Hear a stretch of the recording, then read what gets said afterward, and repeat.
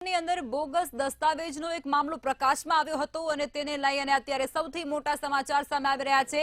Bogus દસ્તાવેજ કાંડમાં ગુજસી talk દાખલ કરવામાં આવ્યું, જેમાં આરોપીઓ સામે ગુજસી ટોકનો ગુનો દાખલ કરાયો છે। દસ્તાવેજ બનાવી અને કરોડો રૂપિયાની છેતરપિંડી કર્યા હોવાનો ગુનો આરોપીઓ સમક્ષ દાખલ કરવામાં આવ્યો છે। ગુનામાં સજા કાપી રહેલા આરોપીઓ સામે ગુજસી ટોક દાખલ કરવામાં આવ્યો છે। આરોપીઓ સામે હવે ગુજસી ટોક હેઠળ કાર્યવાહી હાથ ધરવામાં આવશે।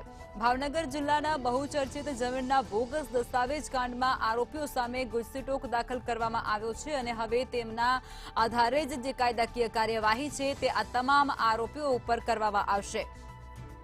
જમીનના ખોટા દસ્તાવેજો બનાવી અને બોગસ દસ્તાવેજોને કરોડો રૂપિયાના છેતરપિંડી માટે કામે લગાવવાના હતા, જેમાં કરોડો રૂપિયાની છેતરપિંડીનો ગુનો પણ દાખલ કરવામાં આવ્યો છે અને જે આરોપીઓ છે તેમની સામે ગુજસી ટોકનો ગુનો પણ દાખલ કરવામાં આવી ચૂક્યો છે।